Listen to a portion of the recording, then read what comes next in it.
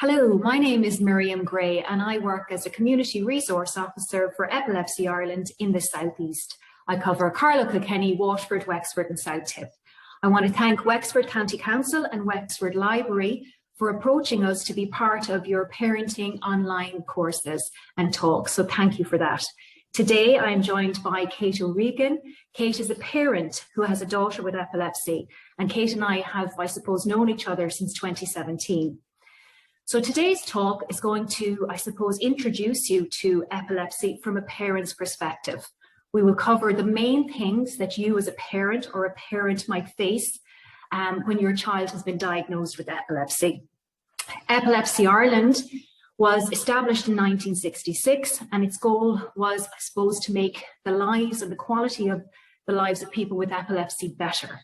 And our aim to do that is by doing information and support, giving information and support to parents, people who have a diagnosis of epilepsy, by, I suppose, funding research, by providing training and education to schools and organisations, and I suppose generally acting as an advocate for those who have a diagnosis of epilepsy. So Kate, I think that's enough of the introduction. So I suppose, first of all, Kate, thank you for coming and joining us here on this talk. It's a little bit nervous on this Zoom kind of platform, but we'll do our best. Kate, so how did epilepsy come into your life, or when did you notice, first of all, that something was happening with Caoimhe, if you're okay to answer that? That's fine. Hi, Miriam. Thanks for inviting me to do this, and hopefully it will help somebody along the way. My name is Kate O Regan. I'm Caoimhe Duggan's mum.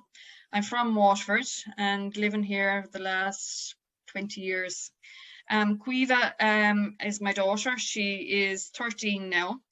And obviously Caoimhe got sick, first of all, back in 2015 in August, before she went to school. She started feeling weak in her legs and feeling not out of sorts. But I didn't actually take any notice too much of it, just let her go. And then a week later, before she started back in school, I got a call from the lady who minds her to say that Caoimhe was in an ambulance on the way to A&E at that stage. So that was my first encounter with a seizure. We went to our... Yeah, we went to Kate. Yeah, it's complete utter shock. I suppose you don't know what's happening. You just have to, I suppose, leave it in the hands of the experts. And so when we went, they just checked her out and they asked had she had any seizures or anything before, which never happened. There was nothing, there was no history in the family either. They said to make a diagnosis of epilepsy, they'd like to see a number of seizures for them to make a diagnosis, and then you'd have to go for tests.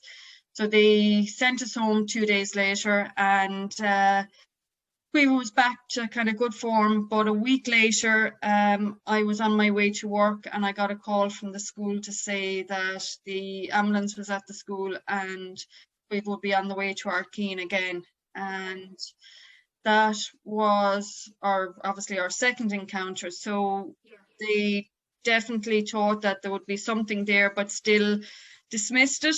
And it was only on the third visit then, that the third trip to Caoimhe, that they decided that more investigation would need to be done. At that stage, they needed to determine whether it is epilepsy. A number of tests have to be done. So obviously you have to have a required number of seizures. They would then send you for an MRI, and then tests which are called an EEG is probably the most defining test of whether it is epilepsy or not. So we were in Waterford, but there is no pediatric neurology in Waterford, so we had to have another 3 trips to Caoimhe through seizures before we were sent to Cork for a MRI and a EEG. Okay, so just to stop you for a second there, Kate. So what you brought up there for me is, you know, anyone or any child can have a once-off seizure. So they'll kind of let that first seizure go. Yeah. And it's if there is a second or subsequent seizure that they start to think maybe this is epilepsy. Exactly. Yeah. So you have described there your kind of journeys into Arcane and the different seizures that happened. And then at that point, you've also mentioned, Kate, that unfortunately we don't have a pediatric neurologist here. So quite often, a lot of the times, we're managed locally by the pediatricians and then referred on to a pediatric neurologist. And here in the southeast, you often end up either going to, we'll say, Dublin or Cork. But for you were sent out to Cork to do your EEG and your MRI and just look at those tests. And that would be kind of the line that's taken when they're investigating epilepsy. Yes. Yeah. Okay.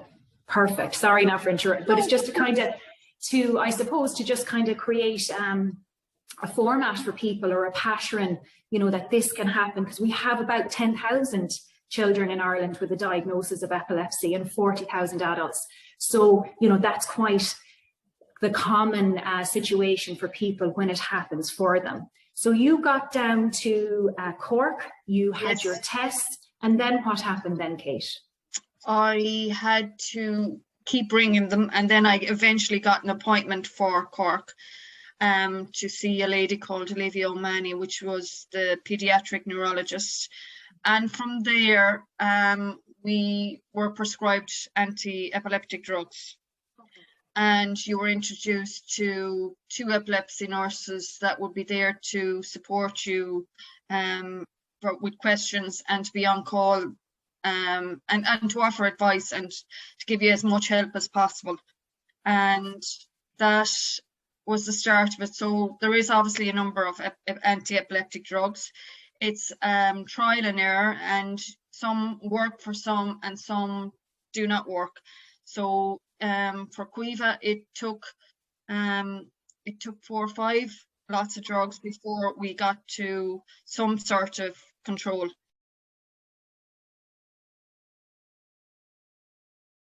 So you have just talked about, I suppose, going to Arcane, which is in Waterford, then going from Waterford to Cork, Caoimhe being prescribed anti-epileptic medication, and you finding the right kind of combination of medication to treat the seizures. But I suppose, Kate, what I want to kind of talk about now is managing the condition. So we know medication will do a part of that to control the seizures, but our lifestyle choices and how we manage our everyday situation can affect the seizure or the seizure control. So we know that there are many different triggers. So for instance, there could be illness, pain, hunger, tiredness. They're the kind of common triggers. But what would you have found as a trigger, Kate, there for Caoimhe, and how would you have managed it? Caoimhe's triggers, Miriam, would be sleep, stress and anxiety. Yeah. They would be the most important ones for Caoimhe. But like obviously, yes, her diet, once nothing, she hasn't an overload of processed food and sugar. They would be key, like, but definitely her sleep and stress and anxiety are a key factor in Caoimhe's seizures. Perfect. So when we meet parents for the first time, or we're talking to them over the phone, we would kind of do a toolkit with them, and we would outline maybe the emotional, environmental and physical triggers, and to even break them down into those groups, we find really helps people to identify what might be bringing on the triggers. So for instance, you said for Caoimhe, it was sleep or tiredness, and that's quite a common one. So we're talking about or around the sleep routine, when they're very tired, when to put in rest, all of those kind of things. So, you know, that really is important. And you mentioned diet there as well.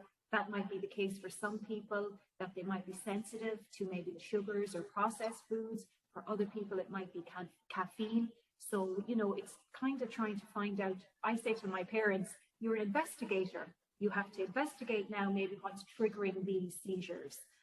And that's what you are, really. You're trying to get to the root of, you know, what might be setting off the seizures, yeah? Correct. And like once well, once you identify, then the most important thing is trying to keep a routine. And that I have found was a good help. And I know it's very hard, it can be hard getting kids to sleep and develop a routine, especially as they get older, but it does pay off dividends in the long run, and that's the way, it's kind of the rule I've always stuck to. You can have maybe some late nights, but then you've got to give them a rest. Then during the day they can't do everything. It's also the same with maybe school as well. If they're really, really tired, to work with the school and even take a rest. Some nights if they're not able to, there's no point putting pressure on them to go and do it. It's just better off to let the school know and work with their body rhythm more than anything else. Perfect. And another thing, Kate, that parents find useful, and I suppose we would recommend to them, is to record maybe the seizures on their phone. So a visual or a description of the witnessing of the seizure is really important. So we would suggest to parents maybe use their own mobile phone and then to record the seizure, because that really helps when you're trying to get on top of what type of seizure or epilepsy your child might have. Yes, Miriam, in the beginning, maybe before a full diagnosis is made, it is really important, whether it's a pediatrician or a neurologist, they will all ask you to, if you can, record the seizures. Sometimes it's not always possible because of the speed that they can happen, but going forward, it is really important, because seizures can come from different sides of the brain, and different types of seizures as I said, it can come from different sides, but once you record them, the neurologists, they look at that and then they can work on their medication based on that. It's really is important to record them, and for the rest of their life, it is important, because everyone is different. Yes. And also in relation to the school, I did ask, and they did keep a note of Caoimhe's absence seizures, which was a huge help, and the amount of seizures that she's having, because there is a number of seizures out there, and when somebody else is aware too, when the kids are not actually with you, it does help. It helps the neurologist. Absolutely, and I suppose, Kate, that brings us on to the school. Our children usually spend, a majority of their time in the school environment. So it's really important that, I suppose, you have a good communication or a good relationship with your child's school. And I mean, as an organisation, we can provide epilepsy awareness talks, which we do usually to schools for their training hour. We can also provide that emergency medication training if your child uses that medication and if they require the training. But I think a lot of parents, the first time they phone, are asking about school. What is it going to be like for their child returning to school? What do they need to tell teachers? What do they need to tell the school? Because they're quite nervous and apprehensive for their child returning to school. So what did you find works best, going back to school, if you can remember, and what helped in that situation? Obviously, Caoimhe's second seizure did happen in school, and they obviously got an awful fright, and she hurt herself and she had to go to the hospital. So it kind of put them on high alert from then on. So once there is a diagnosis made, then that diagnosis goes back to the school. The school will act on that based on that information. They will obviously contact yourself or the parent to get the necessary training that they need to ensure that the child is safe enough. They'll also there's always someone to look after the medication. Then they'll usually appoint someone if bucomidazole needs to be used. There always will be someone that will be there to use that.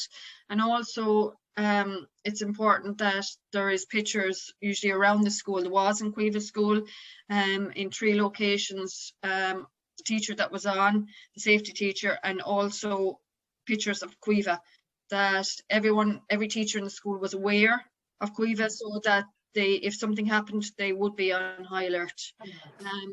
And that does give you there's nothing to be worried about or anything like that, because actually it gives the parent a sense of ease, and a little bit of worry is taken away. And I know it's a big shock for parents, but the teachers are used to dealing with this kind of stuff every day, different types of illnesses as well. Like, yeah, no, yeah, absolutely. And then I suppose outside of school, you have other, I know Caoimhe is quite active, but you have like sports and activities and things that they want to be, you know, involved in and do. And epilepsy by its very nature shouldn't limit you or stop you from doing these things. So have you found, what's your best approach then with organizations or trying to go to events? okay, so what I found in the beginning was that you were looking for organizations or events that had high safety involved with them, and that they were also insured to look after. You'd have to check with each individual organisation if they have someone trained, or have they somewhere to hold medication, and some organisations won't. And obviously if you do send your child, you're doing it at your own risk, or you're going to have to be there with them all the time at the event.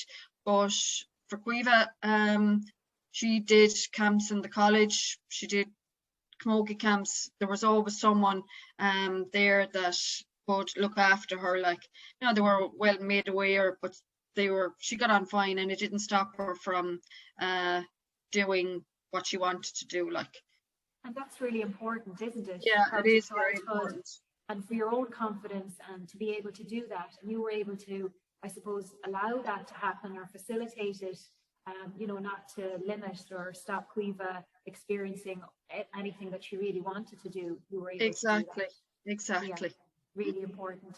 And then I suppose, you know, when you're managing a seizure, I'm trying to think of the other things that parents, you know, have asked about. And that's really a worrying time. So like you've mentioned, there are different types of epilepsies and different types of seizures, and what's relevant to Caoimhe might be relevant to the next child. But from your perspective, you know, when you're managing a seizure at home or a tonic-clonic seizure, what are the do's and don'ts that you think a parent should know? You know, what's it like? Okay, Miriam, Caoimhe's seizures were generally in the morning, and it could happen from 4 o'clock until maybe lunchtime. So what I tried always to do, even before she went to school, is make sure that there was nothing dangerous, first of all, around her, and that the environment was kind of protective of her. So then when she did have a seizure, I just made sure she was flat, kind of protect her head, that there was nothing restraining her. And more importantly too, as well, is to record the seizure.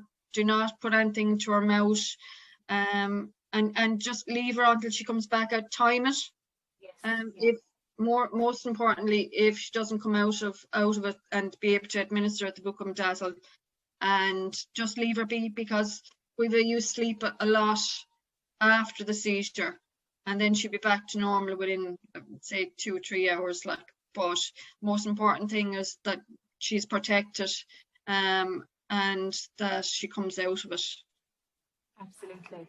So like you've described there, Kate, when we're kind of doing the training around it, we kind of break it down into do's and don'ts. We have our, you know, 8 do's and 4 don'ts, and you basically mentioned all of them there.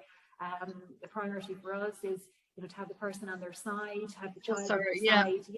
No, but I mean, again, that's just from our own perspective, but like that, like what you said, protect their head, make sure there's nothing around them, and timing is so really important. And like, gone are the days when we were running to put something in somebody's mouth. So we're not doing any of that. We're not restricting or restraining them, you know, and I suppose, like you said, watching them in the recovery really afterwards. So with yourself at home, you can manage that and give the emergency medication if it's prescribed. But for a school, they would be, I suppose, following the plan that you've discussed with them, whether you're phoning an ambulance, you know, you're waiting the designated time and then giving the medication and phoning yourself. So it's things that are reviewed, and I think it's important each year to revisit that, because the condition can change, you know. Correct. So you have an up-to-date plan with your school and you both are singing from the same hymn sheet, that you know exactly what's going to happen if your child has a seizure at school or at a camp or even in another friend's house, you know, for, you know, a sleepover or whatever happens. Yeah. When this pandemic passes. So I suppose going forward, Kate, you know, when you think back over your time with Caoimhe and you're thinking when it started and how far you've come, you know, along this journey, like what are the bits that helped you the most, or what are the pieces or points of information that you'd like to pass on to parents that might listen to this? I suppose there was a few things, highlights for me. Definitely it was the support I was given. First of all, obviously, when I met the support from Epilepsy Ireland through yourself, Joan, doing the toolkit, and then meeting, obviously there was Teresa, the support lady here in Waterford. And then it was obviously when Caoimhe was diagnosed, it was the pediatric nurse or the neurologist nurses that look after the epilepsy for the consultants in Cork. They were, to be honest, a huge help for me and Caoimhe, because anytime I had concerns or worries over meds or anything, all you had to do was ring them. If they couldn't answer, leave a message, and they usually get back within 24 hours. There wasn't any big journeys or anything like that, because they go directly back to the consultant, and it does make a huge difference. And like once you get used to it and develop a pattern, you get on with things. And there's obviously supports out there for Caoimhe, for the different groups. Obviously this year we had the teenagers group on Epilepsy Ireland, which was a huge benefit. I think lockdown helped us in that situation. And I know she's looking forward to doing the next one. But it's having someone to talk to when you meet people of the same group. It does make a huge difference, and to know that there's someone at the other end of the line and that people are properly trained how to deal with it. That is the key thing. That's brilliant. You know, that's fantastic, Kate. And I suppose the one thing that has come out of this whole kind of pandemic for us is being able to offer online kind of talks to our teenagers that we mightn't have been able to get into a room, you know, in a certain area or at a certain time. So the online does offer that way to connect and get that information out. And I suppose we have a number of information sessions that are going to continue like this, because there is a need for it and there's a value in it. So, you know, so hopefully that will continue for parents and people with epilepsy themselves and teenagers. So I think that's it. I want to thank you, Kate, for coming on and I suppose telling us all about your journey with epilepsy and Caoimhe's epilepsy. It's been absolutely fantastic. When we were approached to give a talk around epilepsy, we felt that coming from a parent and a parent's perspective would really be of value here. So thank you for sharing that with us. If anyone is listening that has a child with epilepsy or is anyway worried, or you yourself have epilepsy, please feel free to contact us here in Epilepsy Ireland. My number is 085 8766 584 and my email is mgray@epilepsy.ie. But I'm sure those details will be put up at the end. But thank you for listening, and thank you to Kate for your patience and for joining us here on this online talk today. Thank you so much.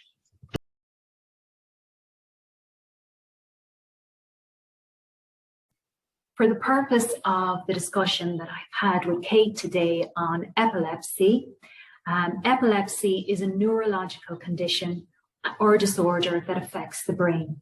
A symptom of epilepsy is repeated or reoccurring seizures. In simple terms, a seizure happens when ordinary brain activity is suddenly disrupted. It can also be described as an internal electrical storm. A seizure then can be classified as being focal or generalized, depending on where it starts in the brain. Focal, it starts in one area, and generalized affects the whole entire brain.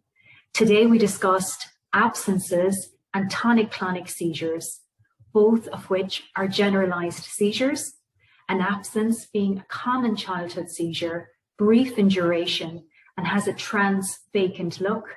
A tonic-clonic seizure is a convulsive whole-body seizure. You may know or you may have a child with a different type of seizure, and for that type of information, you can contact us in Epilepsy Ireland. Our website, Epilepsy Ireland, has a range of booklets that will be able to provide you with support and information.